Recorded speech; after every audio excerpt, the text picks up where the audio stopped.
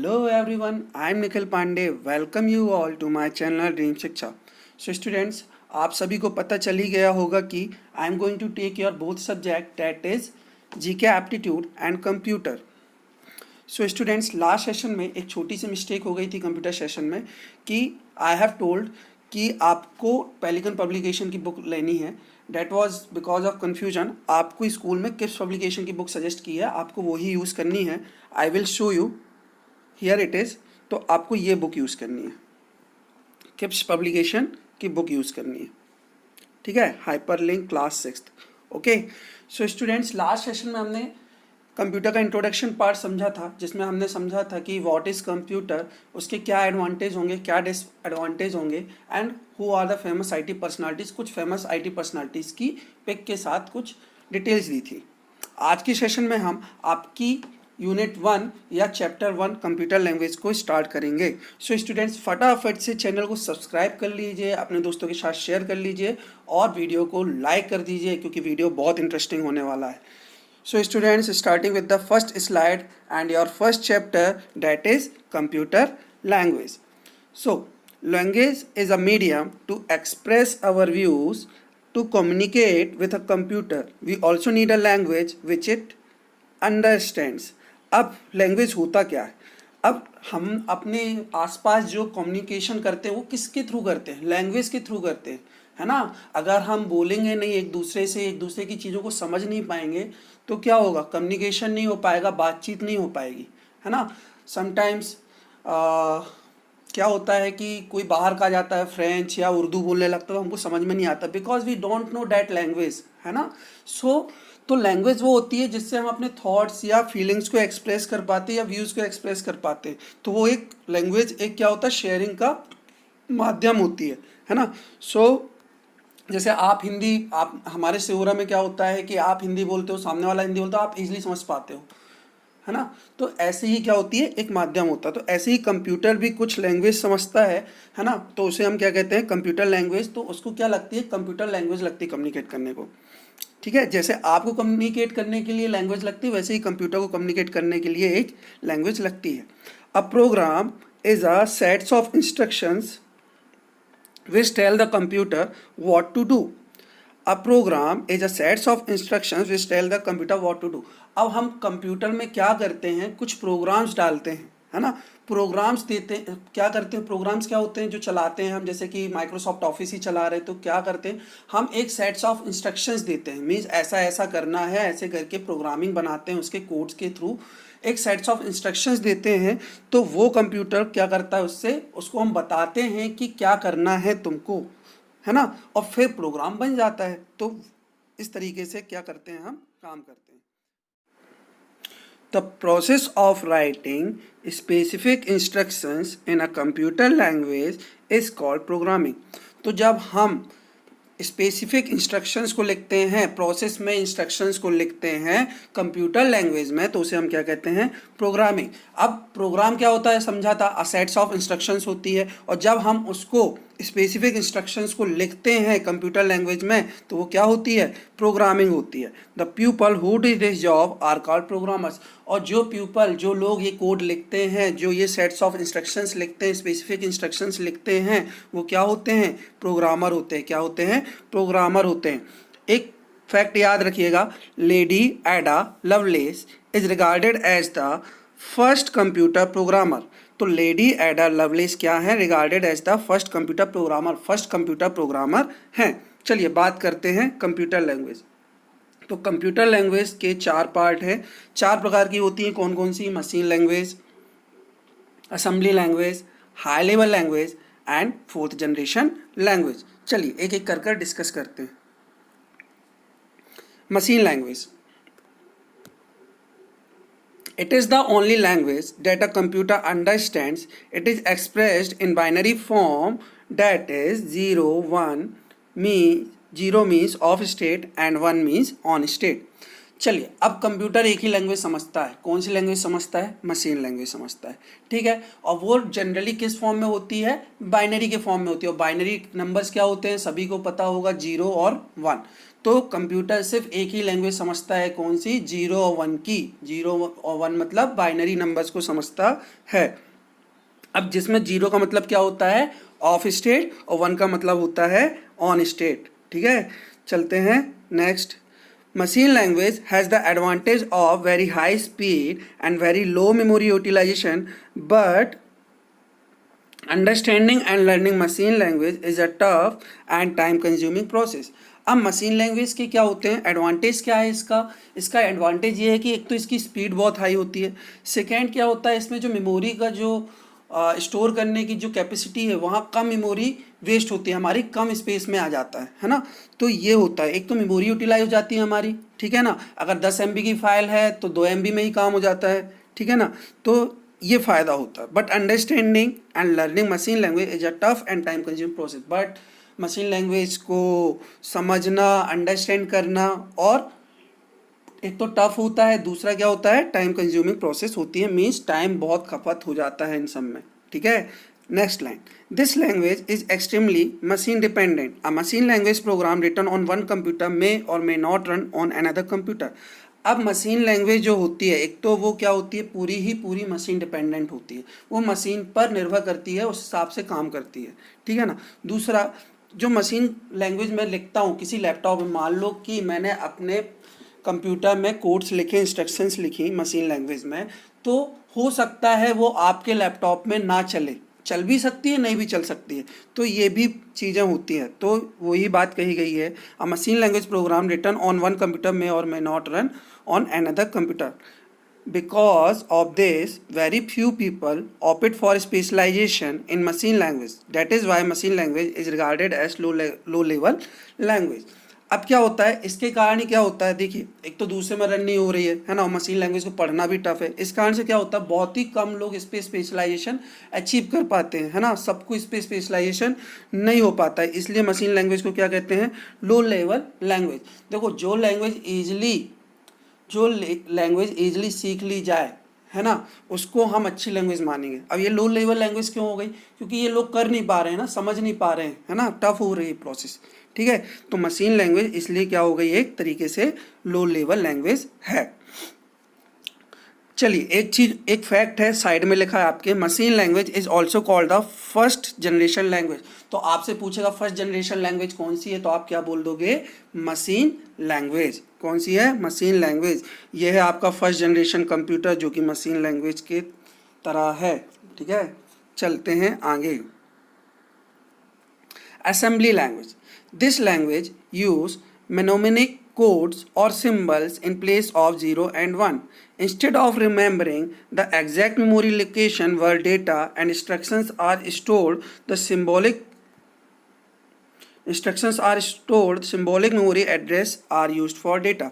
अब क्या होता है असेंबली लैंग्वेज में? हम कोड या कुछ डेटा यूज़ करते हैं, कुछ सिंटैक्स का यूज़ करते हैं इंस्टेड ऑफ यूजिंग 0 and 1, क्योंकि 0 and 1 में प्रोग्राम लिखना टफ होता है। तो क्या करते हैं हम? क्या एक इंस्ट्रक्शंस सिंबॉलिक मेमोरी मीन्स, जैसे कि हम यूज़ करते हैं move.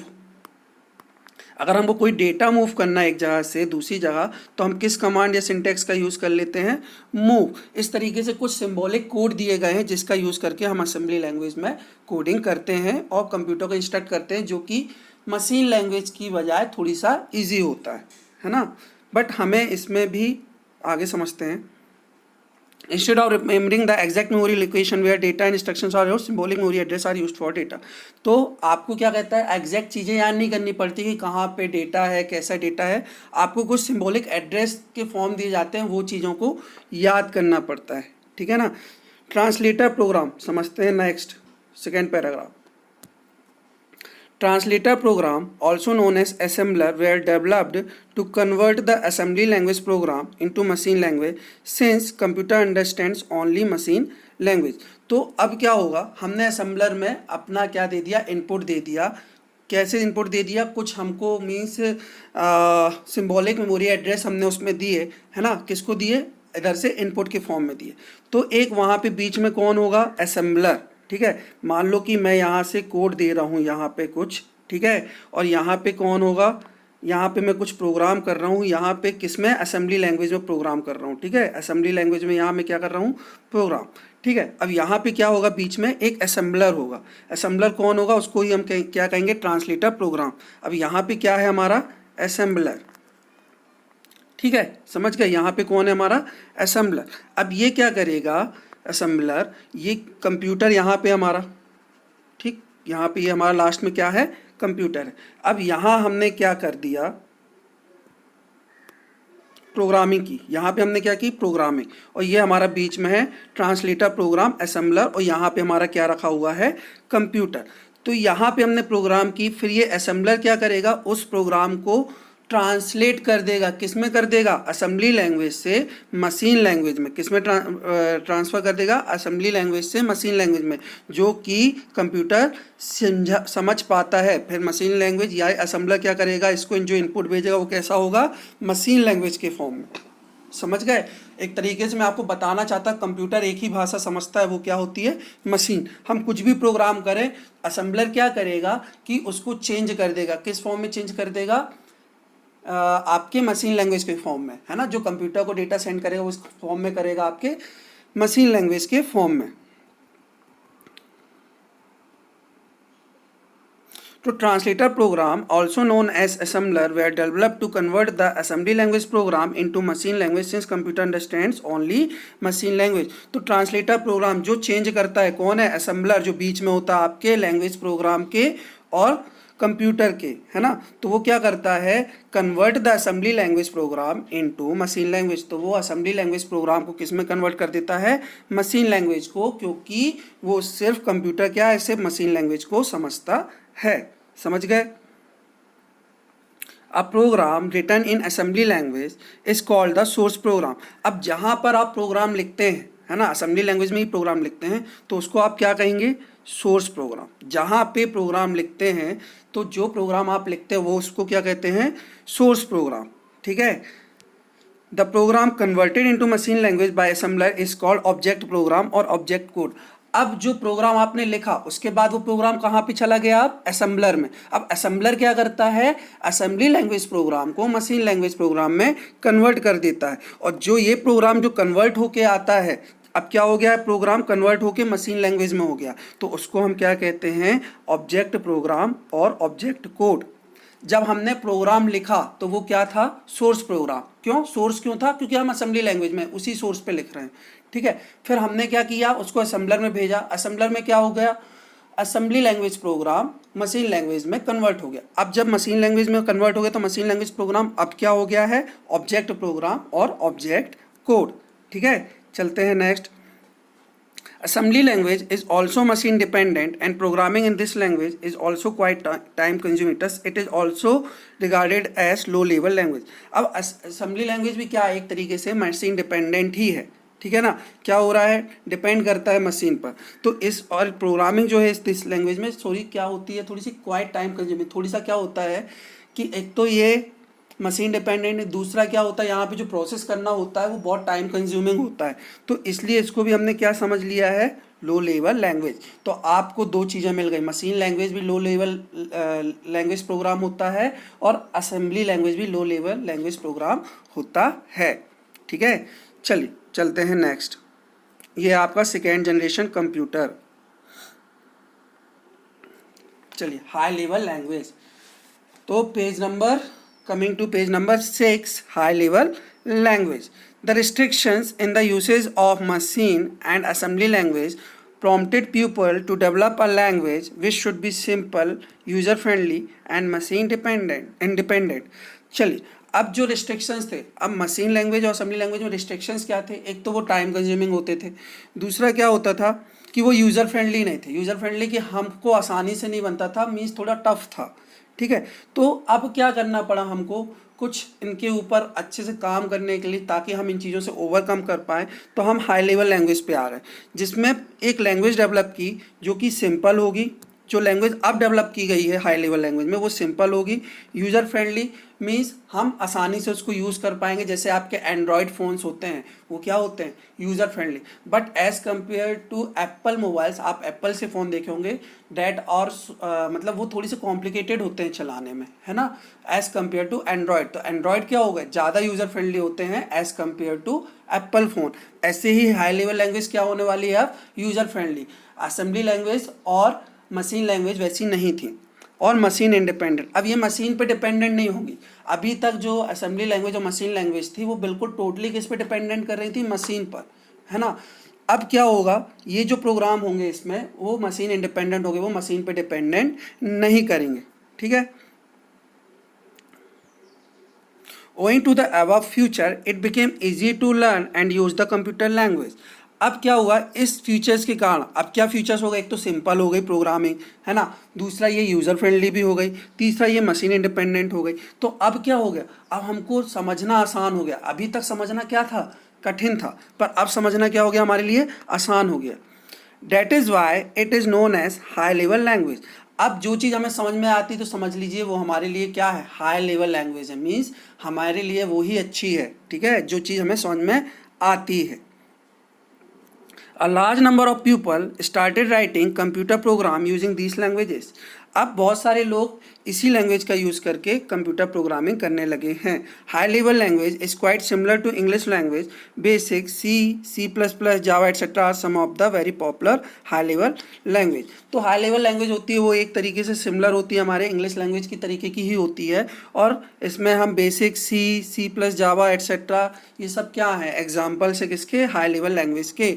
Basic C plus plus, ये चीज़ें याद रखिएगा, Java etcetera are some of the very popular high level language examples, ठीक है।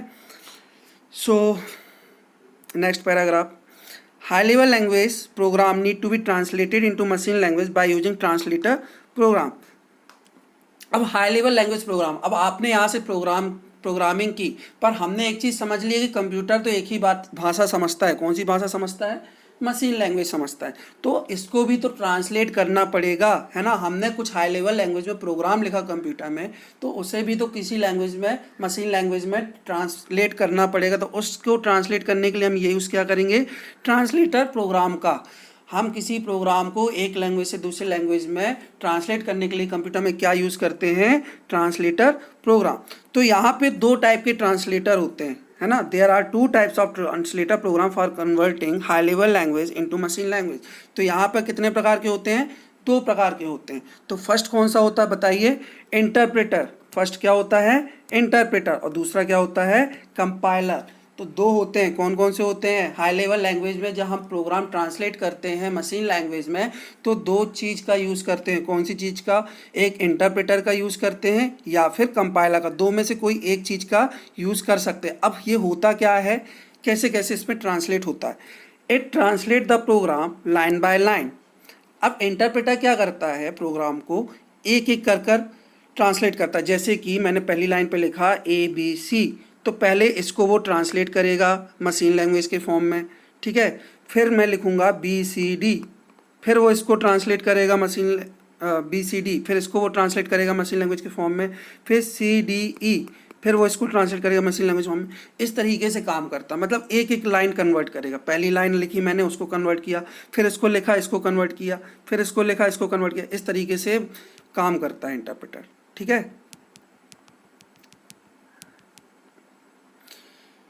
Execute the instruction then repeat the procedure for the remaining instruction. अब क्या है, एक लाइन मैंने क्या कर ली, एक लाइन को एग्जीक्यूट करा लिया, ठीक है। एक लाइन लिखी मैंने, उसको इसने क्या किया, एक ही लाइन को कन्वर्ट किया, फिर उसको क्या, इसको एग्जीक्यूट किया, then repeat the procedure for the remaining instructions. फिर हम क्या करें, पहली लाइन लिखेंगे, पहली लाइन कन्वर्ट होगी, फिर दूसरी लाइन लिखेंगे, दूसरी लाइन कन्वर्ट करेंगे। इस तरीके से एक एक करके ये प्रोसीजर चलेगा। आप पहली लाइन की प्रोग्रामिंग लिखेंगे, फिर वो कन्वर्ट करेगा, फिर दूसरी लाइन की प्रोग्रामिंग लिखेंगे, देन वो उसको कन्वर्ट करेगा, ठीक है। In case if any errors are found they are to be immediately removed. अब मान लो कि मैंने पहली लाइन लिखी, बिल्कुल सही लिखी, तो वो पहली लाइन को कन्वर्ट कर दिया। फिर मैंने दूसरी लाइन लिखी, तो दूसरी लाइन को उसने कन्वर्ट। मान लो तीसरी लाइन मैंने धोखे से गलत लिख दी, इसमें कुछ एरर है, तो वो क्या करेगा, उसको तुरंत आप जब वो आप ट्रांसलेटर प्रोग्राम में भेजोगे तो वो क्या करेगा कि एरर शो कर देगा क्या कि ये जो आपने लाइन लिखी है वो गलत है। तो आप क्या कर सकते हो, इमीडिएटली उसको करेक्ट कर सकते हो, क्योंकि आपको एक ही लाइन के बाद रिजल्ट मिल रहा है, एक ही लाइन के बाद आपको पता चल जाता है कि ये वर्क कर रही है कि नहीं, तो आपको तुरंत एरर पता चल जाती है और आप उस एरर को रिमूव कर सकते हैं। ठीक है, चलते हैं next. The converted form is not stored anywhere and has to be generated at the time of the execution of program। तो अब जो कन्वर्टेड फॉर्म है वो कहीं स्टोर नहीं होता है ना, और जब आप एग्जीक्यूट करते हो प्रोग्राम को तो उस टाइम वो जनरेट हो जाता है। ठीक है ना, जो आपकी चीज़ें कन्वर्ट होती जा रही वो कहीं और स्टोर नहीं हो रही हैं, बस क्या होगा जब आपका कंप्लीट प्रोग्राम बन के तैयार हो जाएगा तो उस टाइम क्या हो जाएगा, एग्जीक्यूशन के लिए तैयार हो जाएगा तो उस टाइम वो जनरेट हो जाता है। ठीक है, interpreter programs are preferred for beginners and are slow in execution speed. अब इंटरप्रेटर प्रोग्राम एक्चुअली क्या होते हैं, बिगिनर्स के लिए होता है, जो नए नए खिलाड़ी होते हैं, नए नए लोग सीखने जाते हैं, जैसे मैं मैच पहली बार खेलने जाऊंगा तो उस तरीके के लोग होते हैं इंटरप्रेटर प्रोग्राम में। ठीक है, जो शुरू शुरू में नए नए आए होते हैं वो किसका यूज़ करते हैं, इंटरप्रेटर का यूज़ करते हैं। चलिए एक एग्जाम्पल दिया है, suppose the French president is visiting India on an official tour. In order to understand each other, both the French president and the Indian prime minister require an interpreter who can interpret French language into English language and vice versa। अब क्या होता है, French के president आए हैं India tour में, ठीक है ना, एक official tour. In order to understand each other, अब एक दूसरे को समझने के लिए क्या होगा, फ्रेंच प्रेसिडेंट और इंडियन प्राइम मिनिस्टर को एक इंटरप्रेटर की जरूरत पड़ेगी।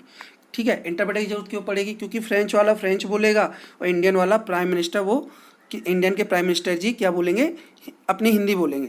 तो अब उनको कम्युनिकेशन तो करना है तो वो किसका यूज़ करेंगे, इंटरप्रेटर का यूज़ करेंगे, जो फ्रेंच को किस में कन्वर्ट कर देगा, इंग्लिश में। अब इंटरप्रेटर क्या करेगा, अब ग्लोबल लैंग्वेज हमारी क्या है, जो सारे वर्ल्ड में चलती है, इंग्लिश। तो बात यह है कि जो इंटरप्रेटर है, जो फ्रेंच वाला बोल रहा है, वो इंटरप्रेटर क्या करेगा, उस चीज़ को एक एक लाइन कैसे करता जाएगा, एक एक लाइन, जैसे फ्रेंच वाले ने एक लाइन बोली तुम कैसे हो, तो वो इसको कन्वर्ट कर देगा किस में, हाउ आर यू, है ना। तो इस तरीके से इंटरप्रेटर ने क्या किया, एक लाइन को चेंज कर दिया how are you English language में। ठीक है, तो इस तरीके से मोदी जी ने बोला हाँ मैं अच्छा हूँ, तो उसको क्या मैसेज आएगा यहाँ से, आई एम फाइन। अब वो जो तुम कैसे हो फ्रेंच लैंग्वेज में बोला, वो फ्रेंच में बोलेगा मुझे नहीं आती French. Okay, so understand it. ठीक, तो इंटरप्रेटर क्या कर रहा है, एक एक लाइन को ट्रांसलेट कर रहा है जो लैंग्वेज दोनों को समझ में आ सके। ठीक है ना, तो इस तरीके से इंटरप्रेटर काम करता है। ठीक, चलिए बात करते हैं आप कंपाइलर की। It translate the whole program at once. It generates the object code from the program along with a list of errors if any, and the execution is very fast। अब क्या होता है, कंपाइलर में पहले हम पूरी programming कर लेते हैं। अगर मेरा एक पेज की प्रोग्रामिंग है तो पहले मैं पूरी प्रोग्रामिंग कर लूँगा और फिर क्या होता है कि पूरे कोड को फिर मैं रन करा देता हूँ और ये एग्जीक्यूट हो जाता है, और अगर कोई एरर होती है तो वो शो कर देती है। तो it generate the object code for the program along with the list of error. तो ये पूरे प्रोग्राम को रन कर लेता है और कहीं पे मान लो एरर हो गई है तो उसको भी बता देता है। पर एग्जीक्यूशन क्या हो गया, वेरी फास्ट हो गया। पहले हमें क्या करना पड़ा था, एक एक लाइन करके प्रोग्रामिंग करनी पड़ रही थी, वो ट्रांसलेट करता था। अब क्या हो रहा है, हमने पूरा प्रोग्राम लिख लिया, फिर उसको एग्जीक्यूट करा दिया, जो भी उसको एरर्स थी उसने बता दी, और जो ऑब्जेक्ट कोड रन हो गए हैं वो भी उसने बता दी कि हाँ ये रन हो गए। तो एग्जीक्यूशन क्या हो गया, फास्ट हो गया। पहले एक एक लाइन करके हमको पता चलता था, अब तो पूरा प्रोग्राम रन कर रहे हैं, है ना। इस तरीके से होता है। चलिए एक थोड़ी सा सिंपल लैंग्वेज में समझ लेते हैं इंटरप्रेटर और कंपाइलर को। चलिए, इंटर मीन्स क्या होता है, बिटवीन, ये है आपका प्रोग्राम, ठीक, और यहां पे क्या है आपका कंप्यूटर, क्या है आपका कंप्यूटर, ठीक। अब यहां पे आपने बिठा दिया इंटरप्रेटर को, ठीक, मैं पूरा नहीं लिख रहा हूं, यहां पे बीच में क्या है आपका इंटरप्रेटर। अब ये भाई क्या करते हैं, हाई लेवल लैंग्वेज प्रोग्राम को कंप्यूटर मशीन लैंग्वेज में चेंज करते हैं। चलिए, तो इंटरप्रेटर क्या करेगा, जैसे मैंने पहली लाइन लिखी तो ये पहली लाइन को क्या कर देगा, एग्जीक्यूट कर देगा, ठीक है, मशीन लैंग्वेज में कन्वर्ट कर कर एग्जीक्यूट कर देगा। फिर मैंने क्या लिखी, सेकेंड लाइन। अब ये भाई साहब इसमें जाएंगे इंटरप्रेटर में और ये क्या करेंगे, प्रोग्राम को मशीन लैंग्वेज में कन्वर्ट करके इसको भी एग्जीक्यूट कर देंगे। ऐसे ही फिर मैंने थर्ड लाइन लिखी और फिर इंटरप्रेटर में जाके ये थर्ड लाइन को भी एग्जीक्यूट कर दी। इस तरीके से आपका काम करता है इंटरप्रेटर। अब करते हैं बात कंपाइलर की। ठीक, अब यहाँ पे हमने क्या लगा दिया, कंपाइलर। क्या लगा दिया बताइए, कंपाइलर बिठा दिया। ठीक, अब कंपाइलर क्या करेगा, ये पूरा प्रोग्राम, पहले आप पूरा प्रोग्राम लिखेंगे, पूरा प्रोग्राम लिख गया। अब फिर मैं इसको सेंड करूँगा कंपाइलर में। क्या करूँगा, इसको मैं सेंड कर दूंगा कहाँ पे, कंपाइलर में सेंड कर दूंगा। किसको सेंड कर दिया मैंने, कंपाइलर को। ठीक, अब कंपाइलर क्या करेगा, मशीन लैंग्वेज में कन्वर्ट करेगा और पूरे प्रोग्राम को क्या कर देगा, वो एक साथ एग्जीक्यूट कर देगा। तो डिफरेंस आपको समझ में आ गया होगा। इंटरप्रेटर एक एक कर एग्जीक्यूट करता है और कंपाइलर एक साथ एग्जीक्यूट कर देता है प्रोग्राम को। और एक एक fourth generation language. Now fourth generation language की बात करते हैं। Fourth generation language are closer to human language than any other high level language. अब जो फोर्थ जनरेशन लैंग्वेज होने वाली है बिल्कुल हमारी तरीके से होने वाली है ना, बिल्कुल क्लोजर है ह्यूमन लैंग्वेज के, मतलब प्रोग्रामिंग और भी ईजी हो जाएगी। अब fourth generation language are combination of language with the following feature. अब इसमें होगा क्या, highly user friendly and independent of operating system. अब ये बहुत ज़्यादा यूज़र फ्रेंडली होगी, मीन्स हमारे बोलचाल की तरीके की होगी, और ये क्या होगी, इंडिपेंडेंट होगी ऑपरेटिंग सिस्टम के। Very high speed of execution. अब जो प्रोग्रामिंग की एग्जीक्यूशन स्पीड है ना, जो समय पहले लगता था वो और कम लगेगा। Reduce level of programming efforts. अब क्या होता था, जैसे पहले बहुत ज़्यादा प्रोग्रामिंग पे काम करना पड़ता, प्रोग्रामिंग सीखने के लिए एक्स्ट्रा एफर्ट लगाने पड़ते, जैसे C++, जावा सीखना है मुझे तो थोड़ी सा टफ होता था, बहुत ज़्यादा एफर्ट्स लगाने पड़ते तब जाके मैं सीख पाता था। पर अब ये क्या होगा, थोड़ी सा जो एफर्ट है वो कम हो जाएंगे, मीन्स थोड़ी सा रिड्यूस्ड हो जाएगा लेवल, मतलब ये प्रोग्रामिंग सीखने का थोड़ी सा लेवल क्या हो जाएगा, कम, और ईजिली हम सीख पाएंगे। Minimum efforts from the user to obtain any information. अब इन्फॉर्मेशन ऑब्टेन करने के लिए आपको ज़्यादा मेहनत नहीं करनी पड़ेगी, कम मेहनत में ही आपका काम हो जाएगा, आपको कम मेहनत में ही इन्फॉर्मेशन मिल जाएगी। इन 4GL या fourth generation language the user has to just specify the required output and the format of the output without bothering about the steps required to obtain it। अब क्या करना पड़ेगा, आपको सिर्फ कंप्यूटर को बताना है कि मुझे ये आउटपुट चाहिए, इस तरीके से आप उसको स्पेसिफाई करेंगे कि मुझे ये आउटपुट चाहिए, तो और कंप्यूटर आपके सामने उसी फॉर्मेट में कंप्यूटर को उसी फॉर्मेट आउटपुट आपको दिखा देगा। आपको उसके स्टेप्स में थोड़ी बहुत क्या दिक्कत है उस पर ज़्यादा बॉदर नहीं करना पड़ेगा, कंप्यूटर ईजिली समझ जाए कि हाँ ये इस चीज़ की डिमांड कर रहा है, मुझे इसको ये आउटपुट निकाल के देना है। तो मतलब बहुत ईजी हो जाएगी अब लैंग्वेज प्रोग्रामिंग करना, है ना, फोर्थ जनरेशन लैंग्वेज में। सो गाइस, आज के लिए इतना ही। नेक्स्ट क्लास में समझेंगे टाइप्स ऑफ कंप्यूटर। आज हमने समझा है कंप्यूटर लैंग्वेज की 4 languages, machine language, assembly language, high level language, fourth generation language. फिर हमने समझा है कि इंटरप्रेटर क्या होता है, कंपाइलर क्या होता है। इस तरीके से आज की क्लास में हम जो समझे हैं उसको आप क्या करेंगे, अपनी कॉपी में, नोटबुक में एक्सरसाइज से क्वेश्चंस देख के सॉल्व करने की कोशिश करेंगे। सो गाइस, नेक्स्ट सेशन में समझेंगे टाइप्स ऑफ कंप्यूटर, बहुत ही इंटरेस्टिंग होगा नेक्स्ट सेशन भी। तब तक के लिए थैंक यू, जय हिंद।